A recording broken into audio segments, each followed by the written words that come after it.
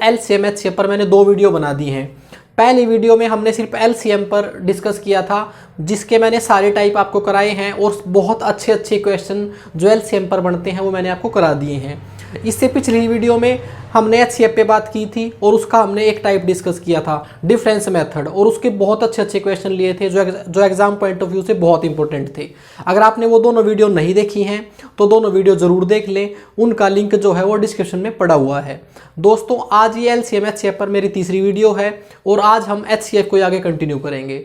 मैं इस बैच में आपको कंप्लीट मैथ इतने अच्छे तरीके से पढ़ाऊंगा कि आप किसी भी एग्जाम की तैयारी कर रहे हो, मैथ में आपका कोई भी कंफ्यूजन नहीं रहेगा। और अगर आप मेरे चैनल पर नए हैं और अभी तक आपने मेरा चैनल सब्सक्राइब नहीं किया है तो चैनल को सब्सक्राइब कर लें और बेल का बटन दबा लें, ताकि जब भी मैं वीडियो बनाऊं तो आपके पास नोटिफिकेशन आए। दोस्तों इस चैनल पर सिर्फ आपको पढ़ाई मिलेगी, कोई बकवास नहीं। आप इस चैनल को फॉलो करें और अपना मैथ स्ट्रॉन्ग बनाएं। देखिए दोस्तों, मैंने एचसीएफ का सिर्फ आपको एक ही मेथड डिस्कस करा था, जिसमें हम डिफरेंस मेथड से सिर्फ अपना एचसीएफ निकाल रहे थे।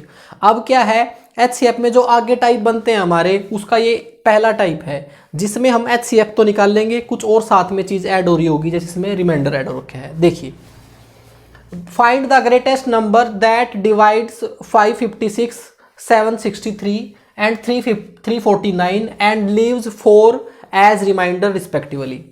ये बोला गया है कि एक बड़े से बड़ी संख्या जो 556, 763 और 349 को भाग करती है और 4 शेष बचता है।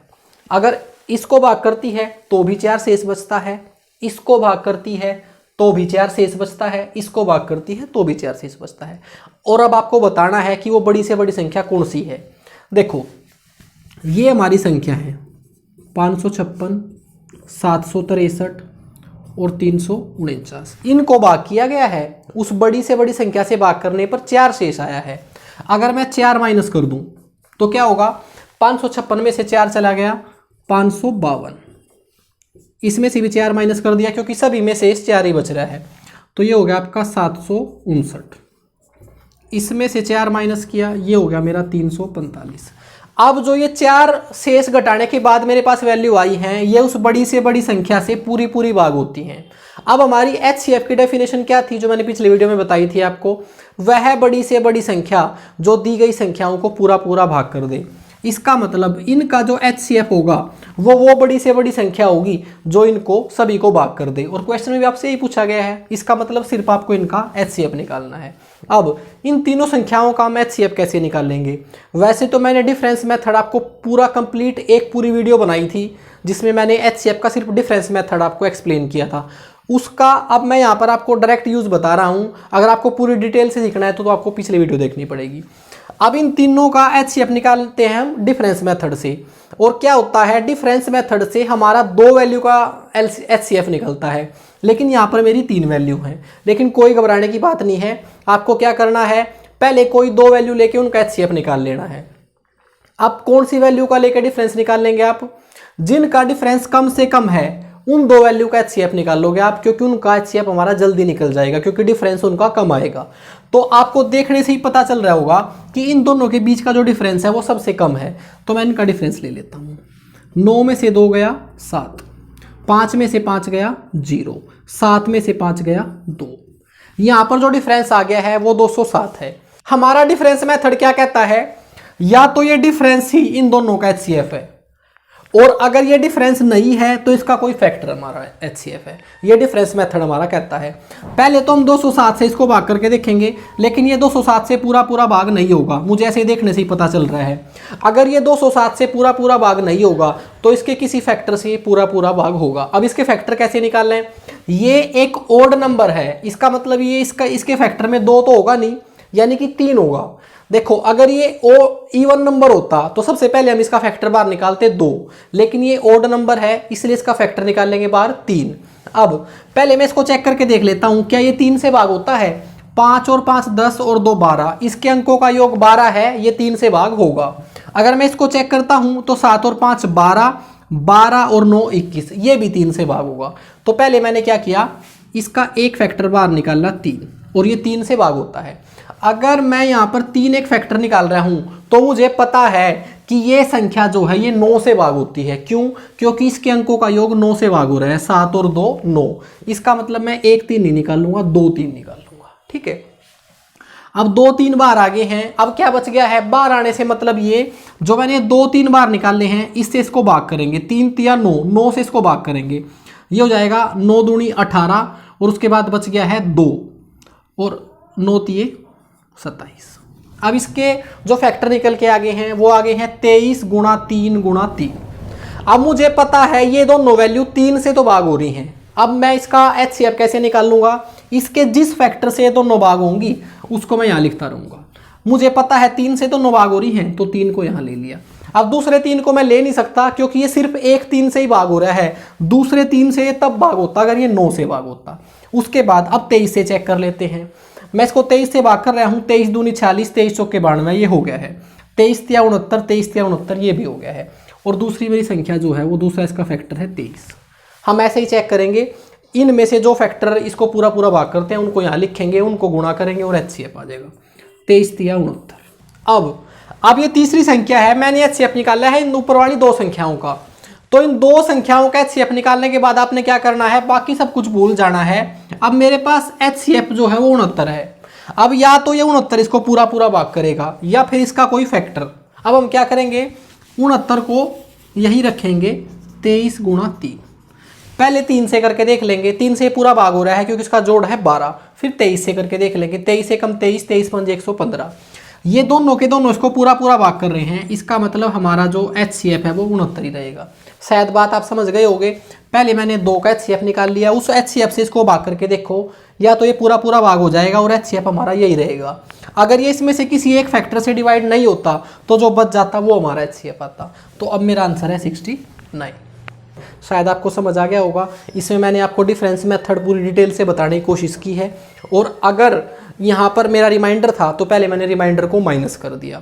अब ये हमारा एक ऐसा क्वेश्चन था जहाँ पर तीनों वैल्यूज को HCF से डिवाइड करने पर रिमाइंडर सेम आ रहा था। अगर रिमाइंडर सेम आ रहा था तो इन सभी में से वही माइनस कर दिया और जो संख्या निकल के आई उनका HCF निकाल दिया। अब एक ऐसा क्वेश्चन लेते हैं जहाँ रिमाइंडर जो है वो हर बार अलग आता है। चलिए नेक्स्ट क्वेश्चन पे चलते हैं, जो इसी का टाइप है, उसकी एक फर्दर ब्रांच है। हमारा नेक्स्ट क्वेश्चन है, what is the greatest number that will divide 307 and 330 leaving remainder 3 and 7 respectively. Question में दिया गया है कि वह बड़ी से बड़ी संख्या ज्ञात कीजिए जो 307 और 330 को भाग करे और 3 और 7 रिमाइंडर आए। अगर 307 को भाग करे तो 3 रिमाइंडर आए और 330 को भाग करे तो 7 रिमाइंडर आए। अब ऐसे क्वेश्चन में हमने क्या करना है? एक संख्या है हमारी 307 और एक संख्या है हमारी 330। अगर मैं उस बड़ी से बड़ी संख्या से 307 को भाग करता हूं तो रिमाइंडर आता है 3, वो मैंने रिमाइंडर माइनस कर दिया तो ये संख्या बच गई है 304। अगर इस संख्या को मैं भाग करता हूं उसी संख्या से तो रिमाइंडर आता है मेरा 7, इसमें से इसको माइनस कर दिया, ये आ गया है 323। अब अगर मैंने रिमाइंडर माइनस कर दिया है, अब उस बड़ी से बड़ी संख्या से मैं इन दोनों को भाग करूंगा तो ये पूरी से पूरी भाग हो जाएंगी और ये हमारा HCF होता है। HCF की डेफिनेशन हमारी यही होती है कि वह बड़ी से बड़ी संख्या जो इन दोनों को पूरा पूरा भाग कर दे, रिमाइंडर कुछ ना आए। तो वो संख्या है मेरी 304 और 323, बस इनका हमने HCF निकालना है। और HCF हम कैसे निकाल लेंगे? डिफरेंस मेथड से, इन दोनों का डिफरेंस कर लेंगे। ये आ गया है 19। अब या तो इसका HCF इन दोनों का 19 ही होना चाहिए या 19 का कोई फैक्टर। अब आपको पता है 19 का अगर आप कोई फैक्टर भी करोगे तो वो 1 ही आएगा, तो या तो ये 19 से ही भाग हो जाएगा, नहीं अदरवाइज इनका HCF फिर 1 होगा। 19 से भाग करके देखते हैं, 19 से कम 19 बच गए हैं 11, 19 6 114, 19 से कम 19 बच गए हैं मेरे 13, 19 7 133, ये भी भाग हो गया है। इस वैल्यू से दोनों भाग हो गए हैं, इसका मतलब इन दोनों का HCF 19 है और हमारा आंसर भी कितना आ गया है? 19। चलिए आगे चलते हैं। ये हमारा इस टाइप का तीसरा क्वेश्चन है। इसके बाद हम अगले टाइप पे चलेंगे। ये भी मैं आपको इसलिए करा रहा हूँ, एक तो आपको 3 वैल्यू का डिफरेंस मेथड से HCF निकालना आ जाए और एक थोड़ी बड़ी वैल्यू है ये। Find the greatest number that divides 797, 1085 और 1232 and leaves 16, 20, 25 as remainder respectively. अब क्वेश्चन में दिया हुआ है कि वह बड़ी से बड़ी संख्या क्या है जो 797, 1085 और 1232 को भाग करे और शेष क्रमशः 16, 20 और 25 प्राप्त हो। क्वेश्चन बिल्कुल वैसा ही है, वैल्यू थोड़ी बड़ी ले ली है आपकी बार। देखिए, अगर हम 797 को उस बड़ी से बड़ी संख्या से भाग करते हैं तो शेष आता है 16, वो इसमें से माइनस कर दिया, ये बच गया है मेरा 7, 8, 1। 1085 को अगर हम भाग करते हैं तो शेष आता है मेरा 20, इसमें से 20 माइनस कर दिया, ये हो गया 1065। उसके बाद तीसरा है हमारा 1232, तो शेष बचता है हमारा 25, ये बच गया मेरा 1207। सबसे पहले हमने क्या किया, जो रिमाइंडर आया था उसको माइनस कर लिया। एचसीएफ के क्वेश्चन में हमेशा ऐसे करना है। एलसीएम में हम क्या करते थे, वैल्यूज का एलसीएम निकाल के रिमाइंडर को ऐड करते थे। एचसीएफ में हम क्या कर रहे हैं, पहले हम रिमाइंडर को माइनस कर रहे हैं, उसके बाद जो वैल्यू आ रही है उसका एचसीएफ निकाल रहे हैं। अब ये वो वैल्यू हैं जो उस बड़ी से बड़ी संख्या से पूरी भाग होती हैं। इसका मतलब अब हमने इन तीनों का एचसीएफ निकालना है। अब आप किसी भी तरीके से एचसीएफ निकाल लो, आप जो डिफरेंस मेथड से निकालोगे तो सबसे जल्दी क्वेश्चन निकलेगा आपका। अब आपको क्या करना है, डिफरेंस मेथड से हम किन्हीं दो वैल्यू का एचसीएफ निकाल सकते हैं, तो वो दो वैल्यू देख लीजिए जिनका डिफरेंस कम से कम है। अगर आप देख रहे हो तो यहाँ पर डिफरेंस मुझे कम से कम नजर आ रहा है, ठीक है, तो पहले इनका ही डिफरेंस ले लेते हैं हम। 7 में से 5 गए 2, 10 में से 6 गए 4, 1 में से 0 गया 1। मेरे पास जो डिफरेंस है वो 142 आ गया है।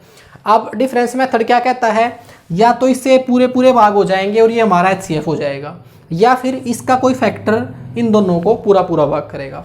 अब देखो, ये दोनों ओड नंबर है, ये मेरा इवन नंबर है, ये मेरी सम संख्या है, ये दोनों भी सम संख्या है, ये इनको पूरा भाग नहीं करेगा। तो सबसे पहले मैं क्या करूंगा, ये अगर इवन नंबर है इसमें से मैं 2 बार निकाल दूंगा। मैंने इसमें से 2 बार निकाल लिया, 2 बार निकालने से मेरा अर्थ है 2 से इसको भाग कर दिया, 2 7 14, 2 1 2। अब आ गया है मेरे पास 71। अब आपको पता होगा ये आपका एक प्राइम नंबर है। अब या तो इनको दोनों को पूरा भाग करेगा, अगर ये भी इनको पूरा भाग नहीं करेगा तो आपका एचसीएफ 1 आएगा, क्योंकि 2 तो इनको पहले ही भाग नहीं कर रहा है। 99% चांसेस है ये इनको पूरा भाग करेगा। देख लीजिए, 71 एकम 71 बच गए हैं मेरे 35 बच गए हैं, ये हो गया मेरा 355। ये पूरा 5 से कट गया है, यानी कि ये इसको पूरा डिवाइड कर रहा है। आप इसको भी चेक करोगे तो ये भी इसको पूरा डिवाइड करेगा। इसका मतलब इन दो वैल्यू का जो एचसीएफ है मेरा वो 71 आ गया है। अब ये इन दोनों वैल्यू का एचसीएफ आया है। अब एक और वैल्यू बची हुई है मेरे पास ये। अब आपने क्या करना है, जो इनका एचसीएफ आया है उससे इसको भाग करके देखना है। मोस्ट ऑफ द चांसेस ये होगा यही आपका एचसीएफ आएगा, अदरवाइज इसका कोई फैक्टर फिर आगे हम फिर ऐसे ही करेंगे। 71 से पूरा भाग हो रहा है, 71 एकम 71, 71 एकम 71। इसका मतलब ये इसको भी पूरा भाग कर रहा है और ये हमारा एचसीएफ है और ये आपका आंसर आ गया। ठीक है, अब आपको डिफरेंस मेथड भी समझ में आ गया होगा और ये हमारा टाइप भी समझ आ गया हो जिसमें हम रिमाइंडर की बात कर रहे हैं। चलिए अगले टाइप पे चलते हैं। ये हमारा अगला टाइप है और जो एग्जाम पॉइंट ऑफ व्यू से बहुत इंपॉर्टेंट है और थोड़ा सा कंफ्यूजिंग भी है। देखिए, when 7896, 8110, 8536 are divided by the greatest number x, then the remainder in each case is the same, find the sum of the digit of x।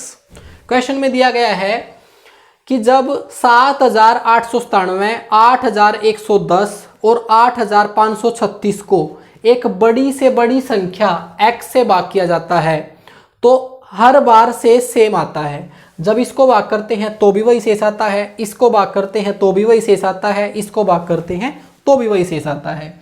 अब वो जो संख्या है बड़ी से बड़ी जिससे हमने इनको भाग किया है उसके डिजिट्स का सम निकालना है। पहले हमने रिमाइंडर्स की बात की थी जहां पर रिमाइंडर आपको दे रखा था। अब यहाँ पर आपको रिमाइंडर दे नहीं रखा है, लेकिन ये बता रखा है कि हर बार रिमाइंडर सेम आएगा और आपसे पूछा है कि वो बड़ी से बड़ी संख्या का डिजिटल सम बताइए। अब आपको इसमें क्या करना है, देखिए पहले तो मैं इसको बेस पे लेके जाता हूं। जब तक आपको उसका नहीं पता होगा ना तो क्वेश्चन आपको मैं डायरेक्ट बता दूंगा, आप एग्जाम में भूल जाओगे। देखिए एग्जाम्पल के लिए a एक संख्या है, ठीक है। अगर मैं इस a संख्या को उस बड़ी से बड़ी संख्या से भाग करूंगा तो हमारा वैल्यू क्या आएगी, तो आएगी हमारी वैल्यू k × x + r।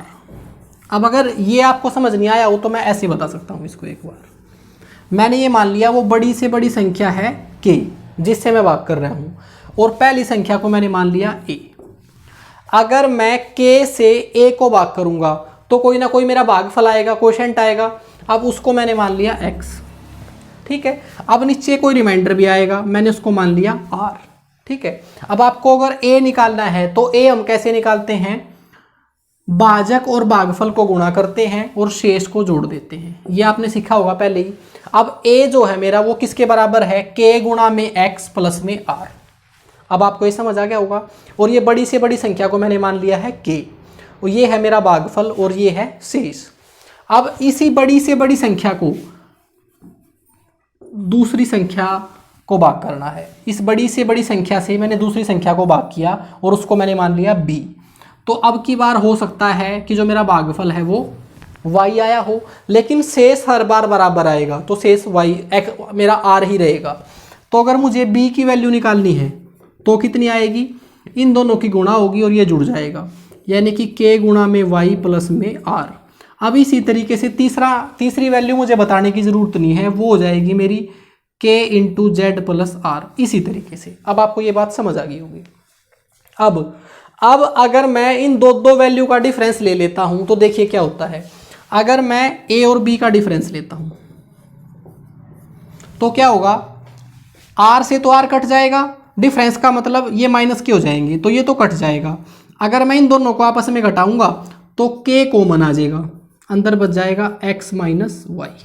ये आ गई है मेरी a माइनस बी की वैल्यू, इनका डिफरेंस आ गया है।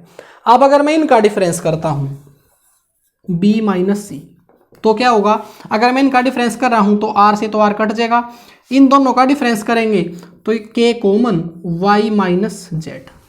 अगर मैं a और c इन दोनों का डिफरेंस लेता हूं तो क्या हो जाएगा, c माइनस a लिख लीजिए या a माइनस सी, हम डिफरेंस की बात कर रहे हैं बस। तो क्या होगा, r से तो r कट जाएगा, इन दोनों का डिफरेंस लेंगे तो क्या हो जाएगा z माइनस एक्स, ठीक है। अब जब मैंने इन तीनों वैल्यू का आपस में डिफरेंस किया तो मैंने देखा k जो है वो जो बड़ी से बड़ी संख्या है वो इनके डिफरेंस का एक फैक्टर है, और डिफरेंस मेथड भी हमारा यही कहता है। इसका मतलब जो इनका डिफरेंस है तीनों का, उसमें वो बड़ी से बड़ी संख्या छिपी हुई है, वो बड़ी से बड़ी संख्या एक फैक्टर है। ये अर्थात मैं ये कह सकता हूं इनके डिफरेंस का HCF ही वो बड़ी से बड़ी संख्या है, क्योंकि यहाँ पर भी k मल्टीपल हो रहा है, यहाँ पर भी k मल्टीपल हो रखा है, यहाँ पर भी k मल्टीपल हो रखा है। इन तीनों का HCF ही आपका आंसर होगा, HCF ही वो बड़ी से बड़ी संख्या होगी। अब ये जो पूरी मैंने आपके सामने रामगाथा लिखी है, इसके पीछे रिजल्ट एक ही है।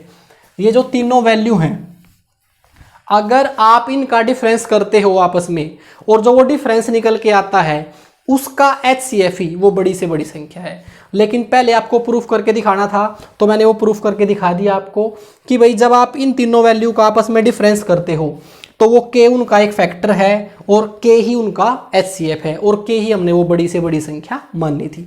अगर ये आपको समझ आया है तो बहुत अच्छी बात है, अदरवाइज ये बात आप रट लें कि जब इस तरीके से क्वेश्चन दे रखा हो कि इन तीनों संख्याओं को एक बड़ी से बड़ी संख्या से भाग किया गया है और एक सेम रिमाइंडर आता है, तो वो जो संख्या है वो इनके डिफरेंस का HCF है, ठीक है। अब ये क्वेश्चन निकालते हैं।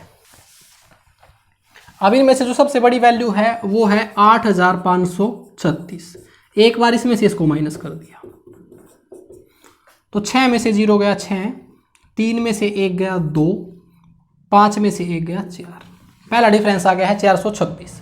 अब इसी वैल्यू में से ये वैल्यू घटा रहे हैं, 7 8 9 7, 16 में से 7 गए 9, यहाँ पर बच गया है 2, 12 में से 9 गए 3, यहाँ पर बच गया है 4, 14 में से 8 गए 6।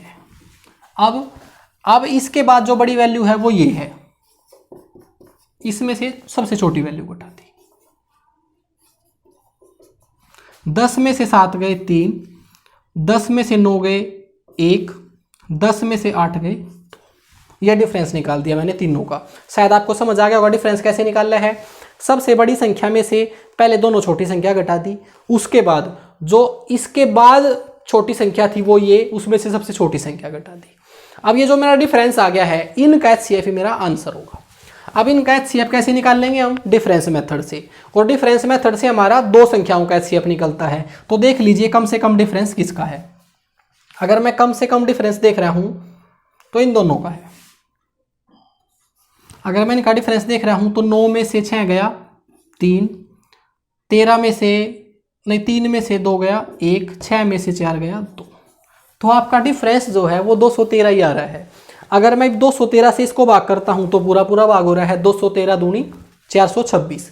अगर मैं 213 से इसको भाग कर रहा हूं तो भी हो रहा है 213 3, और 213 इसको भी भाग कर रहा है। इसका मतलब इन तीनों का एचसीएफ जो है वो 213 है।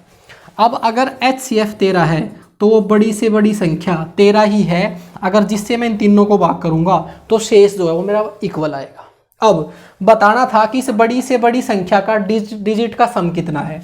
तो 3 + 1 4, 4 + 2 6, और मेरा आंसर आ गया है 6। भाई थोड़ा सा बड़ा क्वेश्चन था, वो बेसिक बताने में थोड़ा टाइम लग गया। और उसके बाद अगर आपको ये याद भी हो जाता है तो भी आप इससे बहुत सारे क्वेश्चन निकाल लोगे। शायद ऐसा लगता है इसका एक और क्वेश्चन लेना चाहिए। चलिए एक और क्वेश्चन देखते हैं इसका। ये इस टाइप का लास्ट क्वेश्चन है और थोड़ा सा टफ भी है। ये समझ आ गया आपको तो ये टाइप क्लियर हो जाएगा।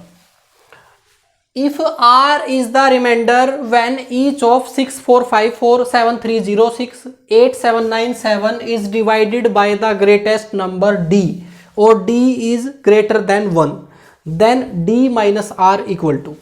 क्वेश्चन में दिया गया है कि R एक रिमाइंडर है, एक शेष है। वो कब आता है? जब एक बड़ी से बड़ी संख्या से इसको और इसको तीनों संख्याओं को भाग किया जाता है तो एक रिमाइंडर आता है R। अब की बार ये नहीं लिखा गया कि सेम रिमाइंडर है, बस ये बता दिया कि भाई इन तीनों संख्याओं को बड़ी से बड़ी संख्या से भाग करने पर रिमाइंडर R आता है। अगर R बोल दिया तो वो स्पेसिफिक हो गया, तीनों को भाग करने पर जो रिमाइंडर है वो बराबर आता है।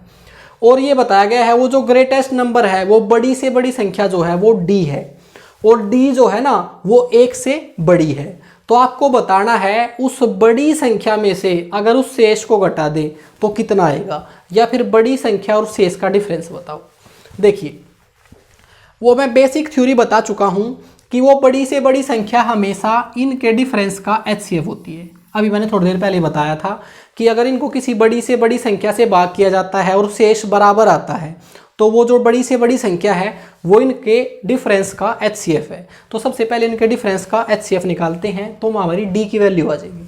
देखिए इसमें से सबसे बड़ी संख्या है 8797, इसमें से माइनस कर दिया ये वाली संख्या 7306, 7 में से 6 गया 1, 9 में से 0 गया 9, 7 में से 4 गया, 7 में से 3 गया 4, 8 में से 7 गया 1।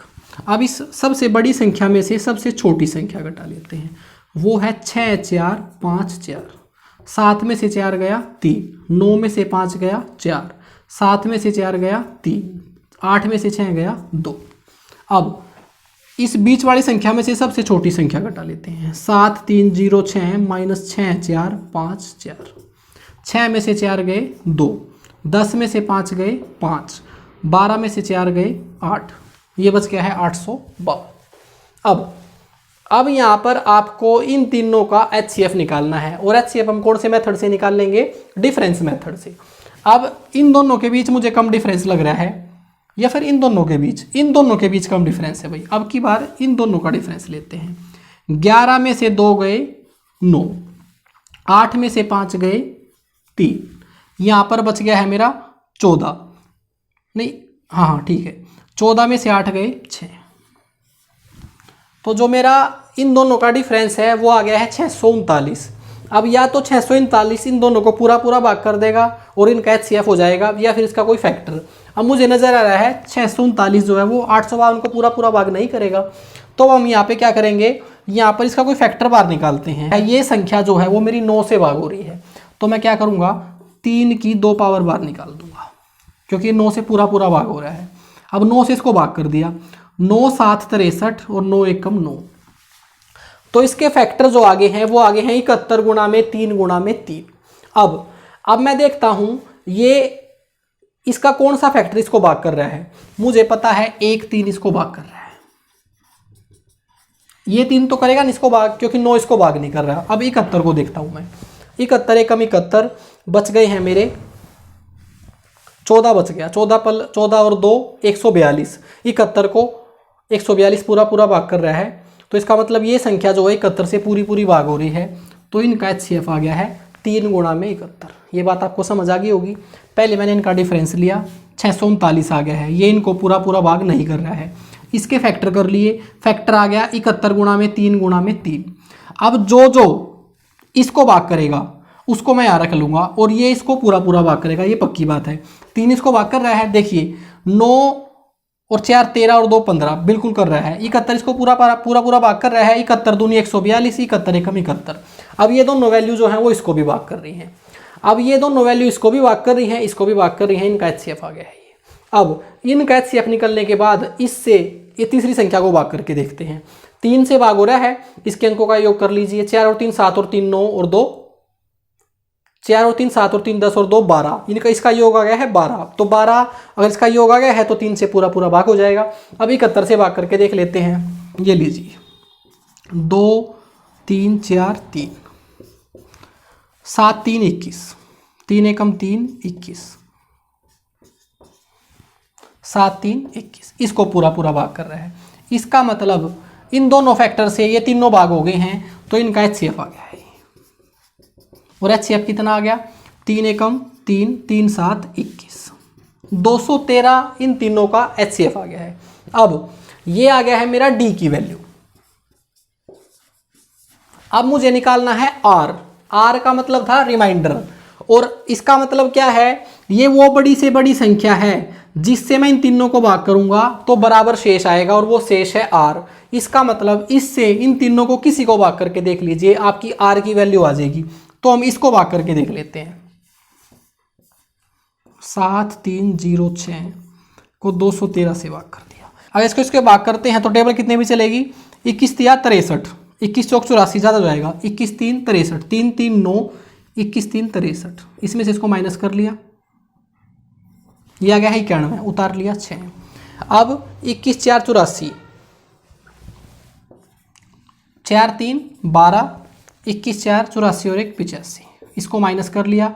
6 में से 2 गए 4, 11 में से 5 गए 6, यहाँ पर आपका जो शेष है वो आ गया है 64। इसका मतलब ये आपकी R की वैल्यू है। R की वैल्यू है मेरी 64 और D की वैल्यू है 213। इनका डिफरेंस पूछा था, तो 213 माइनस 64, 13 में से 4 गए 9। अब 9 किसके पीछे है? ये डिफरेंस पूरा करने की जरूरत नहीं है, शायद आपको समझ आ गया होगा। पहले इनका आपस में डिफरेंस निकाल लिया, ये तीनों वैल्यू आ गई है, डिफरेंस मेथड से उनका HCF निकाल दिया, ये आ गया है मेरा D। उसके बाद इससे इनमें से किसी को भाग कर लो, तीनों में शेष बराबर आएगा, क्योंकि क्वेश्चन में यही दे रखा है। सबसे छोटी संख्या को भाग किया, शेष आ गया है मेरा 64, R की वैल्यू। तो HCF में से ये R घटा दिया, तो वो डिफरेंस आ गया है आपका 149। ठीक है, समझ आ गया। चलिए अगले टाइप पे चलते हैं। ये हमारा अगला टाइप, ये इसको एक अलग टाइप में काउंट नहीं कर सकते, ये हमारा सबसे आसान क्वेश्चन है, लेकिन यहाँ पर आपको डिसाइड करना है कि हम HCF क्यों निकाल रहे हैं। और इसकी लैंग्वेज थोड़ी ऐसी होती है कि उसमें आपको बिल्कुल कंफर्म होना चाहिए कि इस क्वेश्चन में हमने HCF ही निकालना है। देखिए, 3 tankers contain 403 litres, 434 litres, 465 litres of diesel respectively. Then maximum capacity of a container that can measure the diesel of 3 containers. Exact numbers of time is. Question में दिया हुआ है कि हमारे पास 3 कंटेनर हैं जिनमें डीजल है 403 लीटर, 434 लीटर और 465 लीटर। एक ऐसी कंटेनर बताओ जिसका मैक्सिमम कैपेसिटी हो और जिससे हम इन तीनों के तेल को माप लें और वो एग्जैक्ट मापा जा सके, किसी में भी तेल ना बचे। कहने का मतलब एक ऐसा कंटेनर जिससे मैं अगर इस तेल को मापता हूँ, इस कंटेनर के तेल को मापता हूँ, तो वो पूरा पूरा माप जाना चाहिए। ऐसा नहीं होना चाहिए कि उसमें तेल बच जाए या फिर वो कंटेनर पूरा ना भरे जिसको मैं माप रहा हूँ। अगर यहाँ पर मैं इसको इसको माप रहा हूँ तो इसको भी वो पूरा पूरा माप दे, ना तो इसके अंदर कोई ऐसा लिक्विड बचे और ना ही वो आधा रहे। आप बात को समझ गए होंगे। एक ऐसी कैपेसिटी का कंटेनर चाहिए मुझे जो इन तीनों का तेल माप दे और वो कंप्लीट हो, पूरा हो। इसका मतलब वो दूसरी भाषा में ये कह रहा है कि वो बड़ी से बड़ी संख्या बताओ जो इन तीनों संख्याओं को पूरा पूरा भाग कर दे। ठीक है, बस इस लैंग्वेज से ही समझना है आपको कि वो ये बोल रहा है कि अगर इन तीनों को कंप्लीट मापने की बात चल रही है ना, तो इसका मतलब इन तीनों के HCF की बात चल रही है। और ये क्वेश्चन मैंने सिर्फ इसलिए लिया है कि आपको लैंग्वेज समझ आए क्वेश्चन की। अब यहाँ पर आपको HCF निकालना है, क्वेश्चन तो कुछ भी नहीं है, ये बस स्टेटमेंट ही बड़ी लिखी हुई है। अब अगर आपको इनका HCF निकालना है तो डिफरेंस मेथड सबसे अच्छा है। जिनके बीच कम से कम डिफरेंस है उनको देख लीजिए। इनका डिफरेंस चेक किया तो मेरा 31 आ गया है। अब देख लीजिए 31 इसको पूरा पूरा भाग कर रहा है, बिल्कुल कर रहा है। 31 इसको भाग कर रहा है, पूरा पूरा भाग कर रहा है।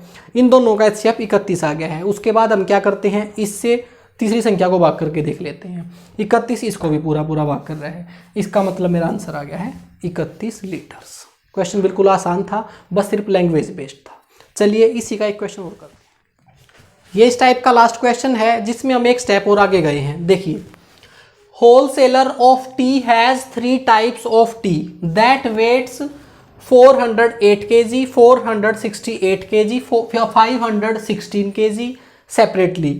What will be the minimum number of bags of the same size in which all kinds of tea can be kept unmixed?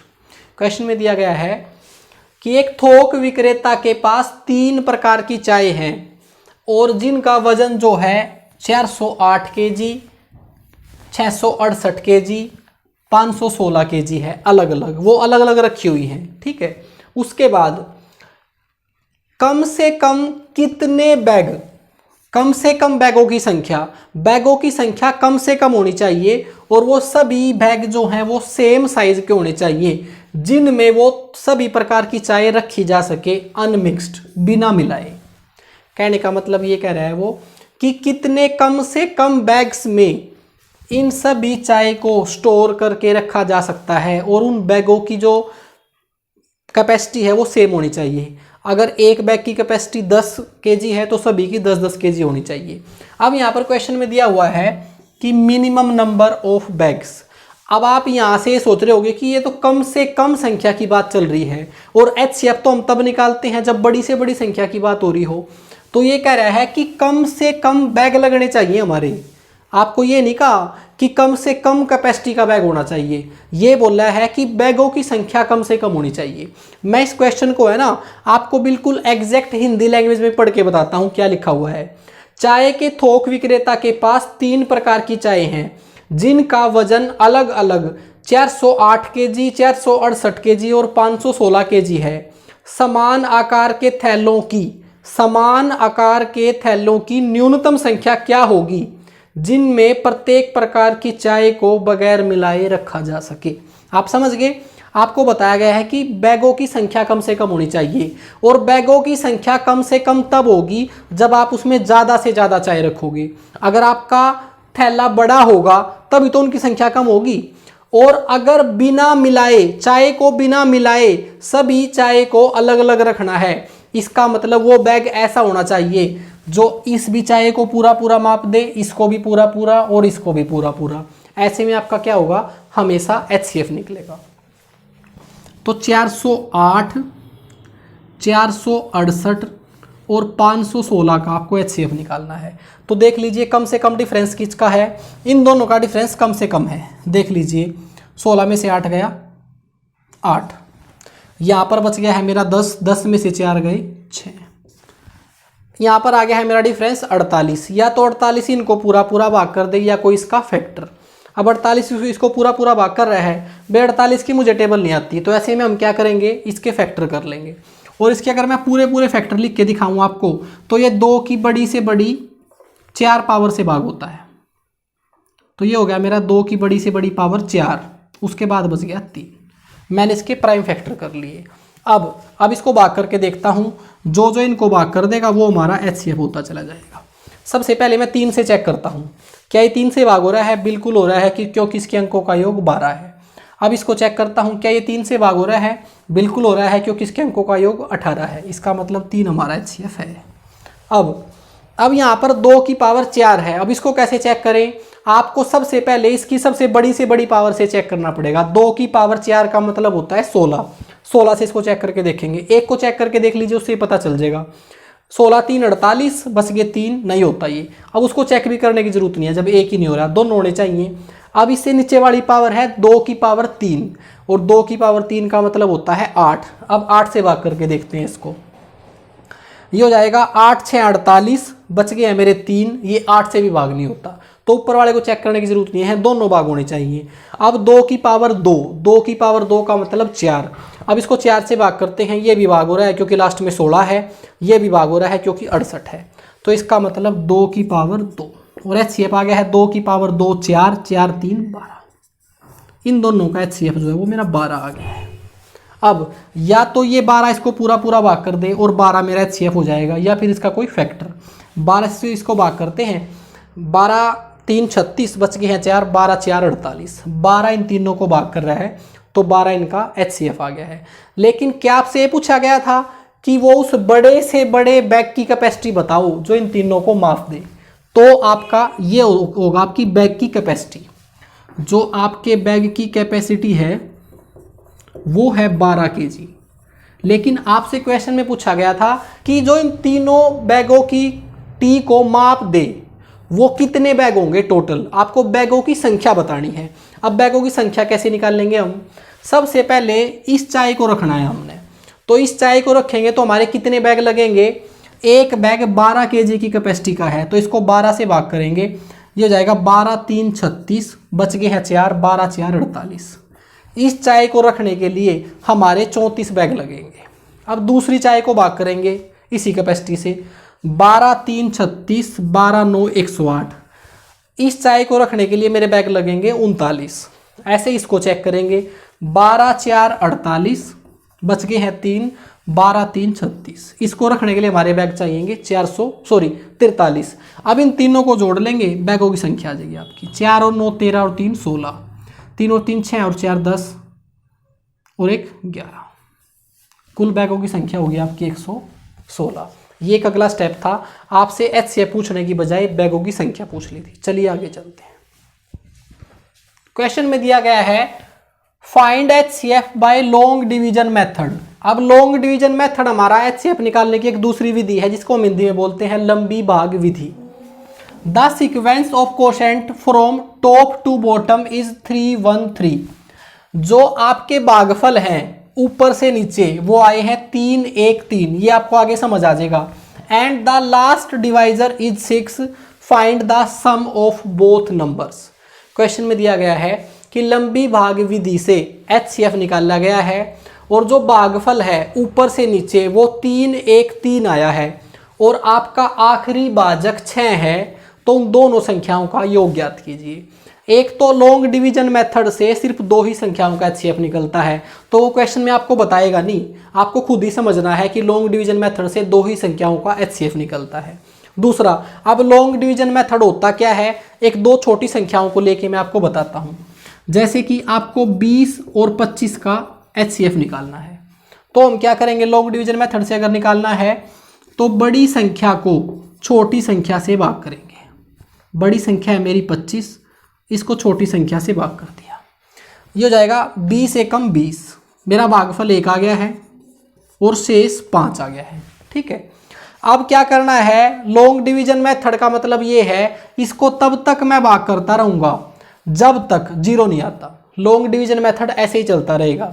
अब आगे क्या करना है, हमने जो शेष आया है उस शेष से पिछले भाजक को भाग करना है, तो 5 4 20। अब अगर शेष 0 आ गया तो ये आपका HCF है। ठीक है, एक और क्वेश्चन लेते हैं।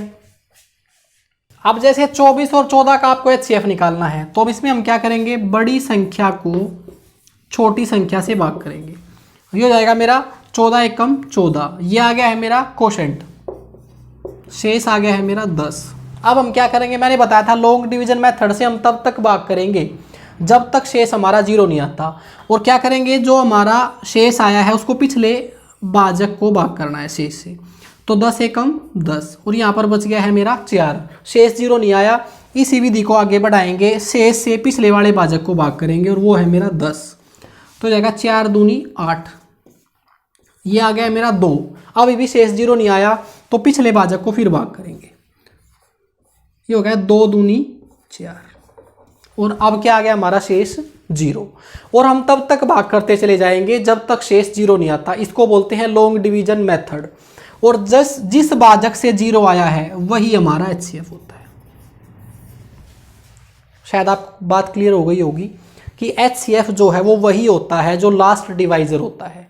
इसका मतलब इस ऊपर वाले क्वेश्चन में HCF जो है उन दोनों संख्याओं का वो 6 है, ठीक है। लास्ट डिवाइजर ही HCF होता है।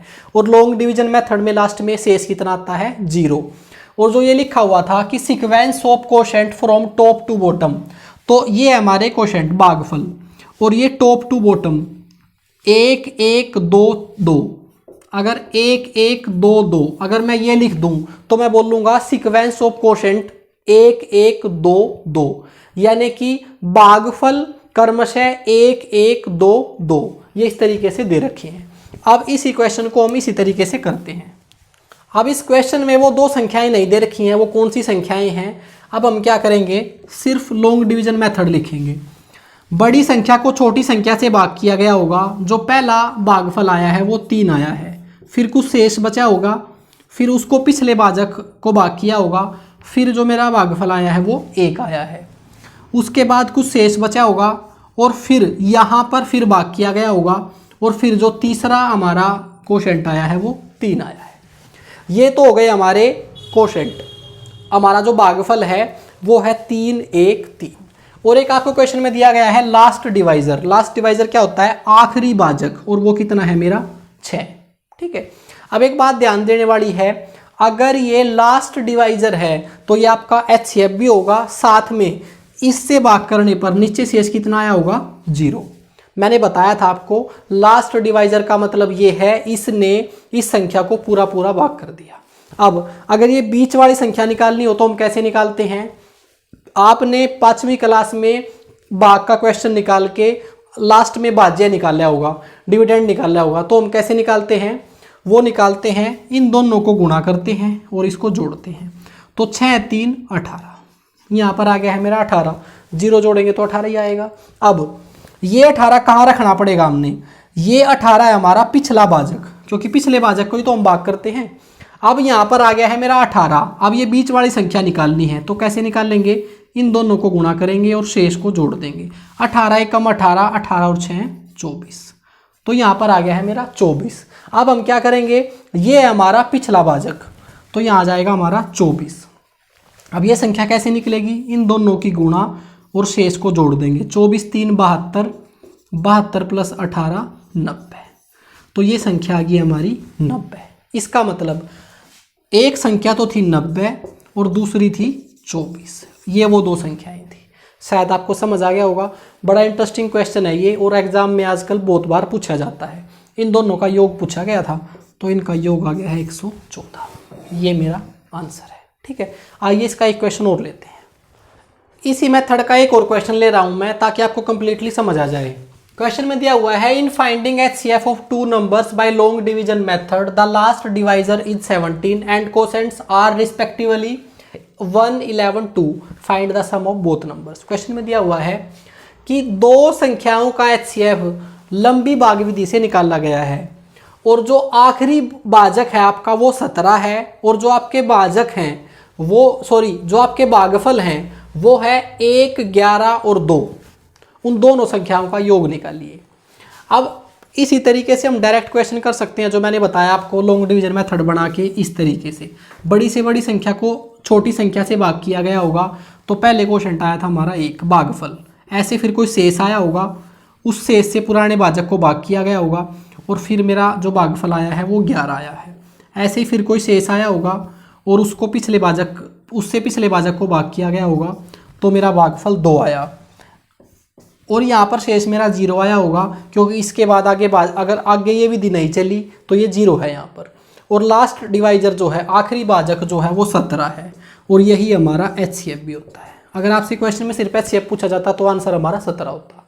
अब ये बीच वाली संख्या हम कैसे निकालते हैं, भाज्य कैसे निकालते हैं, इन दोनों की गुणा और जोड़ देंगे इसको, 17 दूनी 34, तो यहाँ पर आ गया है 34। और हम भाग किसको करते हैं, पिछले भाजक को, इसका मतलब 34 आ गया है यहाँ। और फिर भाज्य निकालना हो तो हम क्या करेंगे, इन दोनों को गुणा करेंगे, शेष को जोड़ देंगे।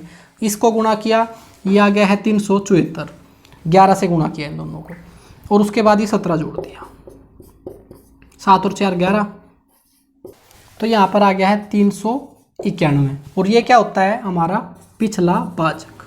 अगर ये निकालना है तो हम कैसे निकाल लेंगे, इन दोनों की गुणा और शेष जोड़ देंगे, तो ये हो जाएगा 391 प्लस 34, ये आ गया है मेरा 5 2 4 425, यानी कि एक संख्या है मेरी 425 और दूसरी है 391, इन दोनों का जोड़ निकालना था।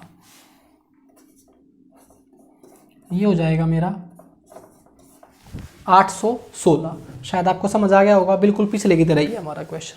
लेकिन अगर आप इस तरीके से अपना टाइम वेस्ट नहीं करना चाहते तो एक और भी तरीका है इस क्वेश्चन को निकालने का, अब वो देखिए। अब इस क्वेश्चन को दूसरे मेथड से करने से पहले आपको जो हमारा भागफल है वो लिखना आना चाहिए। भागफल जो है वो रिस्पेक्टिवली आया था 1 11 2। अब आपको क्या करना है, हमेशा इसको उलट के लिखना है। क्यों, क्योंकि सबसे नीचे वाला जो है मेरा वो भागफल है 11, उससे ऊपर वाला सबसे नीचे वाला है 2, फिर बीच वाला है 11 और ये है 1। इनको मैंने उल्टा लिखा। अब ऐसा क्यों है वो आपको समझ आ गया होगा। ये भागफल इस तरीके से आए थे, यहाँ पर 1, यहाँ पर 11, यहाँ पर 2, लास्ट वाला मैंने ऊपर लिखना है। तो जो आपकी सीक्वेंस दे रखी होती है भागफल की, उनको आपको पलट के लिखना है इस तरीके से 2 11 1। उसके बाद जो हमारा लास्ट डिवाइजर था उसको इसके साथ गुणा करेंगे, वो था 17, ठीक है। और हम क्या करेंगे, इसमें जोड़ देंगे 0 और हमारा वैल्यू आ जाएगी कितनी, 17 दूनी 34। पहला स्टेप मैंने क्या किया, भागफल को उल्टा लिखा और जो लास्ट डिवाइजर था उसको लास्ट जो अब आपका ऊपर अब भागफल आ गया है उन दोनों को गुणा किया, 17 दूनी 34, और अब की बार रिमाइंडर जोड़ा 0। अब आगे क्या करना है, इसको यहाँ और इसको यहाँ, बस इसको यहाँ इसको यहाँ, बस ये याद रखना है। 34 गुणा 11 174 प्लस 17 391, ये आ गया है यहाँ पर। उसके बाद क्या करना है, फिर सेम इसको यहाँ पर और इसको यहाँ, आप इसको सोल्व करोगे तो ये आ जाएगा मेरा 425। इन दोनों को जोड़ोगे, अब ये इधर ये दोनों संख्या आ गई हैं, ये पहली संख्या और ये दूसरी संख्या। ये हमारा दूसरा तरीका है। एक बार और बता देता हूँ।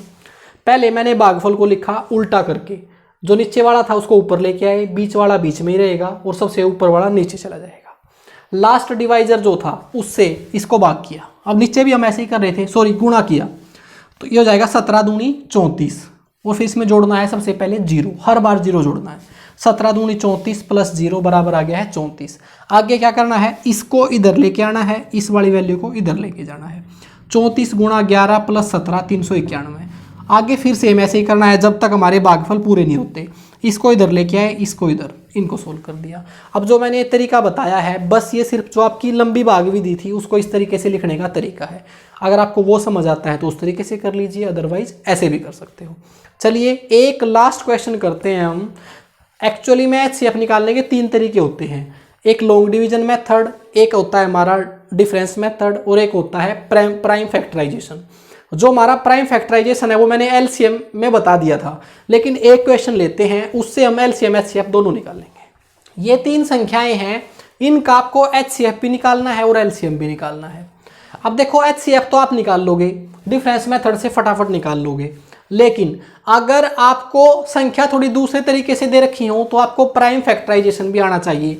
प्राइम फैक्टराइजेशन कैसे करते हैं मैंने अपनी पहली वीडियो में बताया था, जो LCM HCF की हमने पहली वीडियो शुरू की थी, उसको मैं दोबारा नहीं बताऊंगा, लेकिन प्राइम फैक्टराइजेशन से LCM HCF कैसे निकालते हैं उसके बारे में बात करेंगे।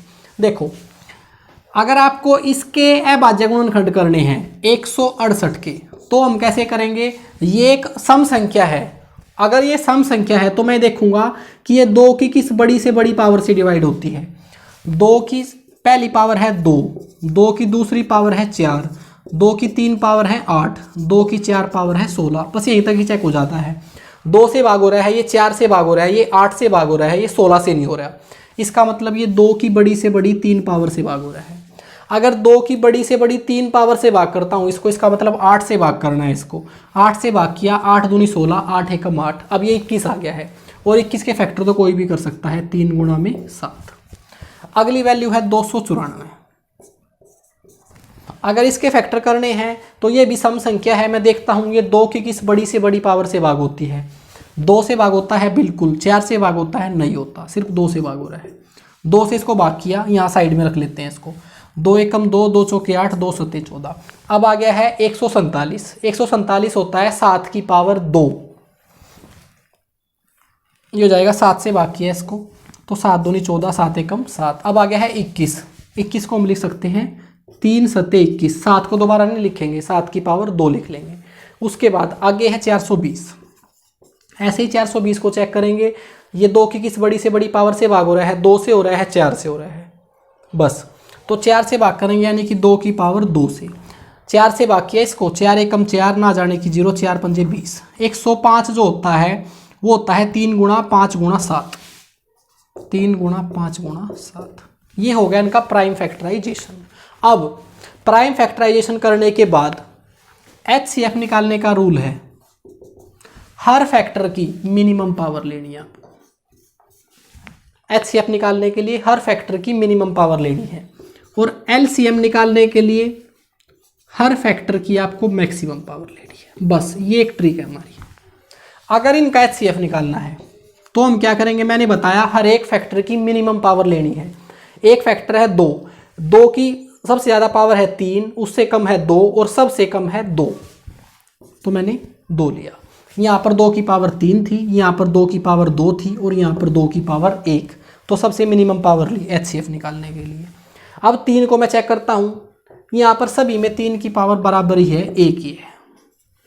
अब मैं देखता हूँ 7, यहाँ पर 7 की पावर 1 है, यहाँ पर 7 की पावर 2 है, यहाँ पर 7 की पावर 1 है, और मैंने कम से कम पावर लेनी थी, तो ये हो गया 7। अब उसके बाद बचता है 5, यहाँ पर है 5 की पावर 1, और यहाँ पर तो कोई 5 की पावर है ही नहीं। अगर है ही नहीं तो मैं वहाँ क्या मान सकता हूँ, 5 की पावर 0, क्योंकि किसी भी वैल्यू की पावर 0 का मतलब होता है 1, कोई फ़र्क नहीं पड़ेगा। और यहाँ पर आप अपनी तरफ से मान सकते हो 5 की पावर 0। अब अगर मुझे 5 की भी सबसे कम पावर लेनी है तो 5 की पावर 0 लेनी पड़ेगी, और 5 की पावर 0 का मतलब है 1, जिसको लेने की ज़रूरत नहीं है। ये मैंने वैसे समझा दिया आपको। अब HCF आ गया है आपका 42। ठीक है, डिफरेंस मेथड से भी निकाल सकते हो आप, और प्राइम फैक्टराइजेशन से भी तरीका मैंने बता दिया। अगर LCM निकालना है तो प्रत्येक फैक्टर की आपको मैक्सिमम पावर लेनी है।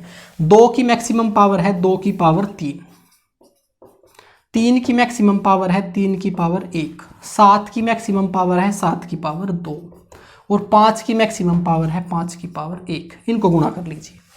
ये था मेरा 8, 8 पंजे 40, 40 गुणा 3, 40 3 120, 7 सत्ते 49। इनको गुणा कर लीजिए, ये हो जाएगा 12 9 108, 12 4 48, 48 और 10 58। ये आपका LCM आ गया है, और ये आपका HCF। ये था आपका प्राइम फैक्टराइजेशन से LCM और HCF। अब इसकी ज़रूरत क्या है, इसकी ज़रूरत ये है, इस फॉर्म में भी क्वेश्चन आ जाते हैं। वैल्यू देने की बजाय इस तरीके से आपको प्राइम फैक्टर दे के आपसे पूछ लिया जाता है कि इनका LCM या HCF बताओ। तो मिनिमम अगर आप पावर लेते हो तो HCF निकलेगा, और मैक्सिमम पावर लोगे तो LCM निकलता है। मैंने कोशिश की है कि प्रत्येक क्वेश्चन को आपको बेस्ट तरीके से कराऊं, और मैंने LCM HCF के जितने भी क्वेश्चन बनते थे वो सारे क्वेश्चन आपको करा दिए हैं, सिर्फ एक क्वेश्चन को छोड़कर। वो मैंने आप पे इसलिए छोड़ दिया है कि अगर आपको ये सारे टाइप समझ में आ गए हैं तो वो सबसे आसान टाइप है, उसके बारे में बात करने की ज़रूरत ही नहीं है। वो है आपका कि 2 संख्याओं का LCM और HCF, उन दोनों की गुणा, और ये वाला, ये 5th क्लास का क्वेश्चन है, सबको पता होगा कि उन दो, जो अगर आप 2 संख्याओं का LCM और HCF निकालते हो उन दोनों की गुणा और उन दोनों संख्याओं की गुणा बराबर होती है। इससे एक क्वेश्चन बहुत आसान सा होता है जिसमें आपको एक संख्या दे दी जाती है और एलसीएम एचसीएफ दे दिया जाता है, इसको कोई भी निकाल लेता है। ये मैंने छोड़ दिया है। बाकी जितने भी टफ से टफ क्वेश्चन एलसीएम एचसीएफ के हो सकते थे वो मैंने आपको सारे करा दिए हैं। अब आप किसी भी एग्ज़ाम की तैयारी कर रहे हो, एसएससी, एचएसएससी, एचटेट या फिर कोई और एग्ज़ाम, एलसीएम एचसीएफ का हमेशा एक क्वेश्चन आता है। मैंने इस पर 3 वीडियो बनाई हैं। अगर आप तीनों वीडियो देख के किसी भी बुक से क्वेश्चन लगाओगे तो कोई भी आपका क्वेश्चन रहेगा नहीं। अगर आपको मेरी वीडियो अच्छी लगी हो तो आप मेरे चैनल को सब्सक्राइब कर सकते हैं और बेल का बटन ज़रूर दबा लीजिए ताकि जब मैं दूसरी वीडियो बनाऊं तो आपके पास नोटिफिकेशन आए। और इस बैच में हम मैथ को कंप्लीट करेंगे। अगर आज से आप इस वीडियो से फॉलो करना शुरू करते हो और पिछली दोनों वीडियो देख लेते हो तो आने वाले 1-2 महीने में आपको कंप्लीट मैथ आ जाएगा। थैंक यू दोस्तों।